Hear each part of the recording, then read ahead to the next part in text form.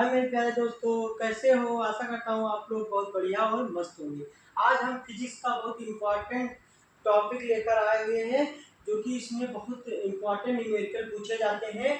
अवतल दर्पण और उत्तल दर्पण से संबंधित न्यूमेरिकल पेपर्स में हाई स्कूल में पूछे जाते हैं, जिसमें से काफ़ी से बच्चे बहुत आसान से न्यूमेरिकल्स भी नहीं कर पाते हैं। तो आज हम कुछ न्यूमेरिकल्स लाए हुए हैं और उनको आसानी तरीके से कैसे हल करना है बताते हैं। दिया गया है एक अवतल दर्पण की फोकस दूरी 10 सेंटीमीटर है दोस्तों।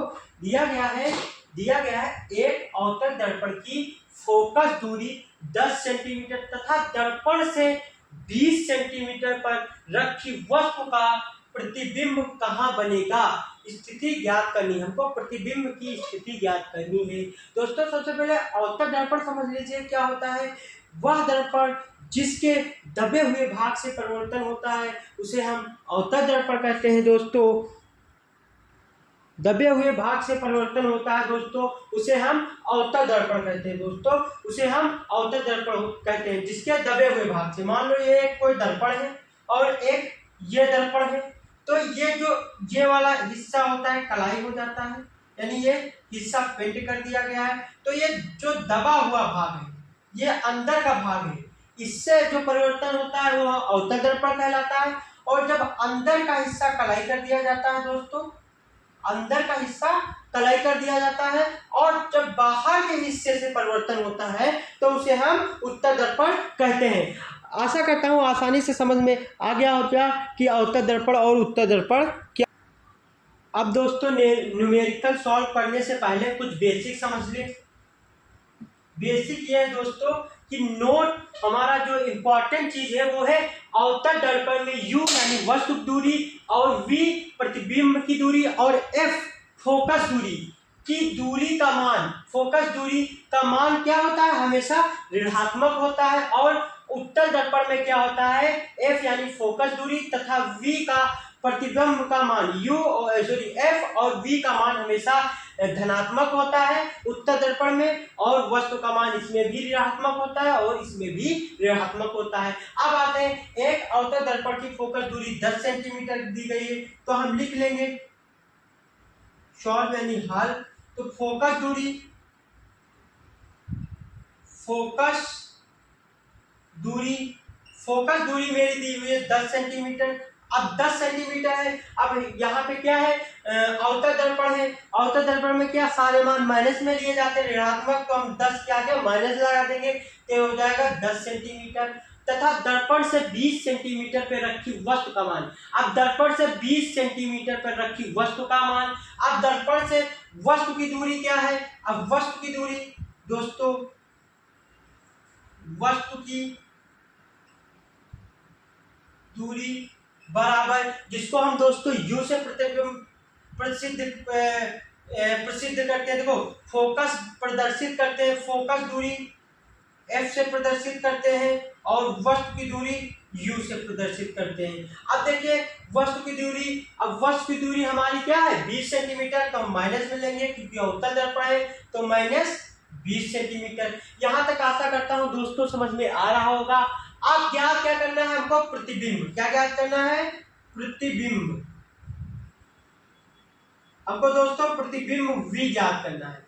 प्रतिबिंब क्या ज्ञात करना है, v। हमको प्रतिबिंब v ज्ञात करना है दोस्तों। अब हम सॉल्व करेंगे प्रतिबिंब v कैसे ज्ञात करते हैं। हम लोग प्रतिबिंब v कैसे ज्ञात करेंगे, इधर लिख देते हैं प्रतिबिंब सॉरी बेटा, प्रतिबिंब v,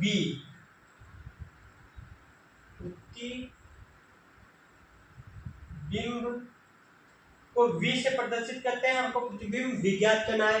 तो अवतल दर्पण में प्रतिबिंब ज्ञात करने का जो सूत्र होता है वो होता है 1/f बराबर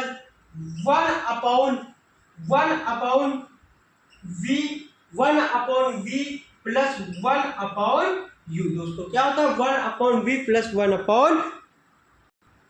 तो दोस्तों दर्पण के सूत्र से, तो दर्पण का सूत्र होता है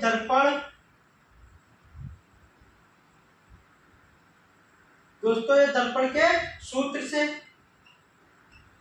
दर्पण के सूत्र से, तो दोस्तों दर्पण का सूत्र क्या होता है, 1/f बराबर 1/v प्लस 1/u। अब दर्पण का सूत्र होता है, अब क्या करेंगे, इनके मान रख देंगे। 1/f, f का मान कितना दिया है 10 सेंटीमीटर, माइनस का 10 सेंटीमीटर है, इक्वल 1/v, v का मान हमको नहीं दिया है तो v उसी तरह रख देंगे, प्लस 1/u का मान माइनस का 20 सेंटीमीटर तो माइनस का 20 सेंटीमीटर कर देंगे। अब क्या करेंगे, नंबर्स को एक लंग ले जाएंगे और अचल पद को एक लंग, v एक अचल पद कहलाता है, v को इधर ले आएंगे तो v को अपोजिट साइड लाने पर क्या हो जाएगा, माइनस का हो जाएगा, तो -1/v हो जाएगा। और ये देखिए दोस्तों, एक मिनट दोस्तों, यहाँ से आसान भाषा में हल कर ले तो आसान तरीके से, तो 1/-10 इक्वल, अब देखिए 1/v, अब ये प्लस और माइनस माइनस हो जाएगा तो -1/20 आ जाएगा। अब माइनस का 20 है तो इधर लाएंगे प्लस का हो जाएगा तो 1/10 नीचे है, माइनस का 10 ऊपर है तो माइनस ऊपर भी ले जा सकते हो, प्लस नहीं होगा तो माइनस का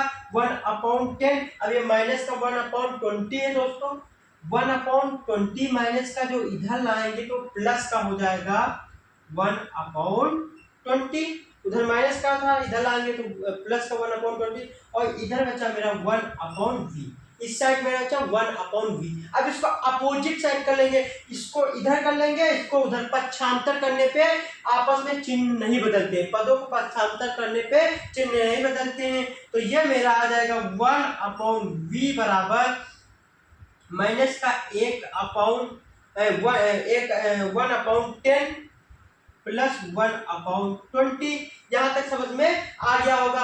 अब इसको हम कैसे हल करेंगे, तो 1/v बराबर, अब देखिए हर बराबर कर लेंगे, भिन्न बन गया मेरा, तो देखिए यहाँ माइनस का 1/10 है प्लस 1/20, तो अगर हम इधर ऊपर नीचे 2 से गुणा कर लें तो यहाँ 20 है, यहाँ भी 20 हो जाएगा, यहाँ पे 20 है, यहाँ पे भी 20 हो जाएगा, तो मेरे हर बराबर हो जाएंगे।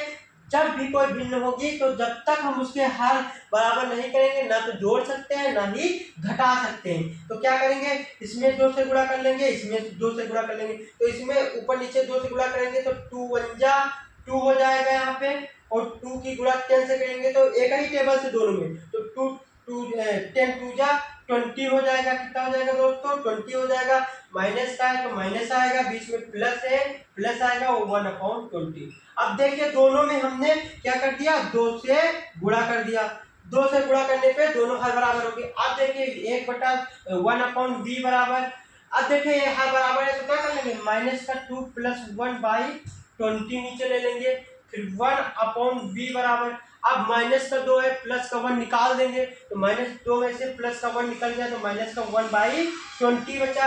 अब क्या करेंगे दोस्तों, इसका क्रॉस मल्टीप्लाई कर लेंगे, क्या कर लेंगे, क्रॉस मल्टीप्लाई करने पे क्या करते हैं, अब v का -1 से गुणा करेंगे तो माइनस की v हो जाएगा, और 20 का 1 से गुणा करेंगे तो 20 हो जाएगा।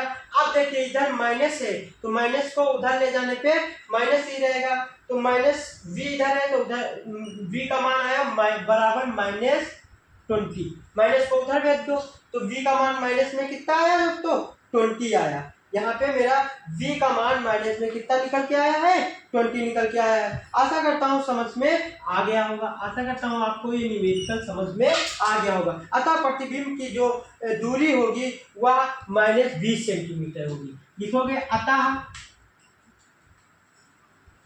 प्रतिबिंब